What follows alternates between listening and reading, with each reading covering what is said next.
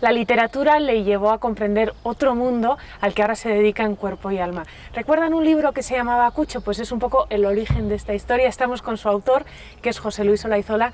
Bienvenido y gracias por estar con nosotros en Solidarios, José Luis. Encantado.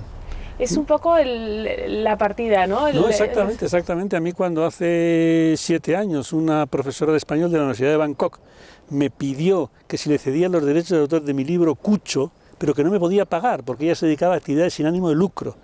Y yo se los cedí no por generosidad, sino por pereza, porque a veces me cuesta cobrar los derechos de autor en Francia como para cobrarlos en Tailandia. Y bueno, realmente ya tradujo Cucho y bien, al poco tiempo me mandó una edición de Cucho junto con unas fotografías. Traducido al tailandés. Traducido al tailandés, que es un lenguaje muy culto de puntos y comas, y con unas fotografías de niños de una escuela construida gracias a los derechos de autor de Cucho. Huerto del que comen los niños gracias a los derechos de autor de Cucho. Y entonces tomé clara conciencia de que en España sería un don nadie, pero que en Tailandia me había convertido en un mecenas. Ya empezó una amistad, le empecé a ceder más derechos de autor de más libros, y ya por fin tuve que ir a Tailandia a dar una conferencia a los hispanistas tailandeses, y ahí fue cuando me asomé al drama de la prostitución infantil. 50.000 prostitutas menores de 14 años en Bangkok. Un drama que me llegó muy dentro, muy dentro. Yo soy padre de muchas hijas y me puse en esa situación y ya me caló el tema. ¿Fue usted con su mujer a Tailandia? ¿Cómo fue ese primer...? Ese primer encuentro pues fue sorprendente porque fui allí y allí conocí al misionero Alfonso de Juan, misionero jesuita que lleva 40 años en Tailandia, que ha sido una estrella, se ha dedicado a luchar contra el drama de los refugiados camboyanos, ha llegado a dirigir un campo de 400.000 refugiados camboyanos y llevaba ya unos años dedicados al tema de la prostitución infantil. Y un día que estábamos con el padre Alfonso de Juan, misionero jesuita, me dijo: vengo muy contento porque una azafata de Iberia me ha dado una beca de 100 euros. Yo dije: pero Alfonso, ¿qué son 100 euros comparado con este drama? Dijo: por lo menos una, José Luis. Y ahí empezó todo. Dije: bueno, vamos a empezar por una. Empezamos por una y a Dios gracias tenemos más de 1000 niñas escolarizadas, porque el drama de estas niñas es que ni tan siquiera conocen el idioma tailandés. Son niñas de las montañas, niñas de las fronteras de Camboya. Cuando las venden a los prostíbulos de Bangkok o de Pattaya están perdidas, no se pueden defender. Claro, en el momento en que las escolarizas, aprenden un idioma, aprenden una profesión, una carrera. Es otro mundo. Otro mundo. Ya tenemos 100 niñas en la universidad, imagínate. Lo que es una niña de los arrozales de Camboya o de Tailandia, lo más ínfimo de la sociedad tailandesa, en la universidad. Eso es una ¿Cómo maravilla. funciona un poco el proceso? ¿Estas niñas de qué tipo de familia vienen, si tienen familia, sí, y luego cómo las encuentran? Claro, pertenecen generalmente a familias desestructuradas. Es muy frecuente que sean hijas de padres muertos del SIDA, hijas de prostitutas en muchos casos, ¿no?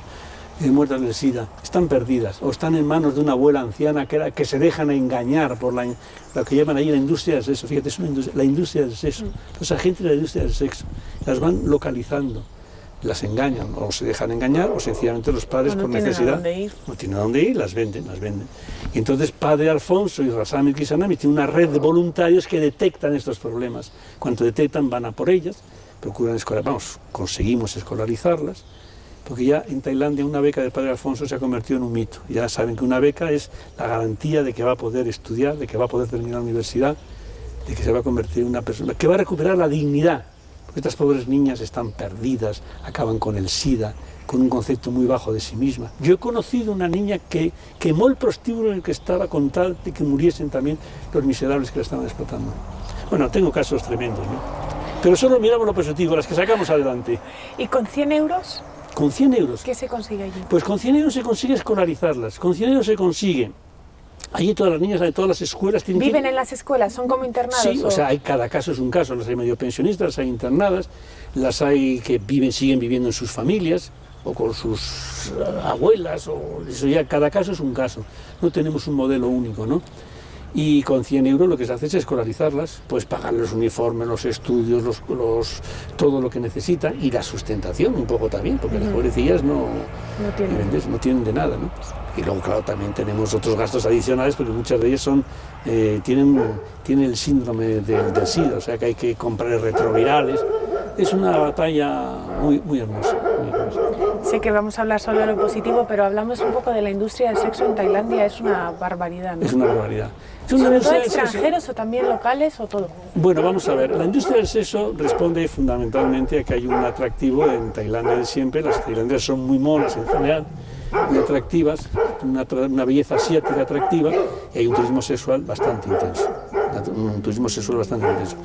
Luego también hay una cultura tailandesa en la que no es extraño que el hombre vaya al prostíbulo. O sea, incluso la mujer admite la posibilidad de que su marido, aparte de eso, vaya al prostíbulo. Eso también es muy grave. Son dos fenómenos que se concitan para crear todo este problema, para crear lo que llaman la industria del sexo.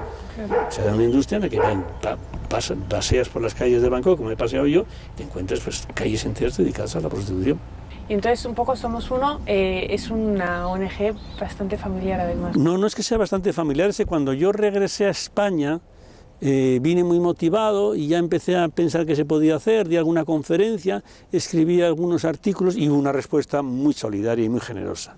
Y he seguido escribiendo, que es lo único que se hace en esta vida, escribir, seguido escribiendo en distintos medios y entonces hemos conseguido, al principio pensé que era una actividad más o menos esporádica, hasta que ya a los 2 años me di cuenta que tenía que construir una ONG, Somos Uno, de la que yo soy el presidente, mi mujer es la vicepresidenta y mis hijos son los consejeros. Tengo 9 hijos, son consejeros, son chicos bien situados ya, y con un fondo que han creado de tal manera que beca que entra, beca que va directamente a Tailandia.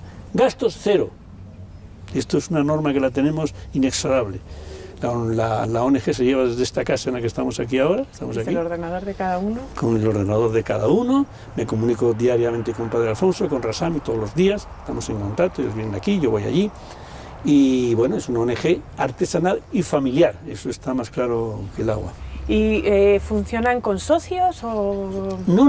Nosotros, la gente que nos ayuda... ¿Cómo llegan esos fondos? Los fondos llegan milagrosamente, diría. Por ejemplo, ahora acabo de dar una conferencia en Vigo, Faro de Vigo. Doy una conferencia, aparece mucha publicidad en la prensa y entonces empieza a entrar dinero. O escribo en un artículo en un periódico, o por ejemplo, igual me estáis haciendo una entrevista y si luego doy mi teléfono, igual llama gente y da dinero. O sea que el dinero, oyen. Esperemos que sí. Esto quiere decir que el dinero entra particularmente.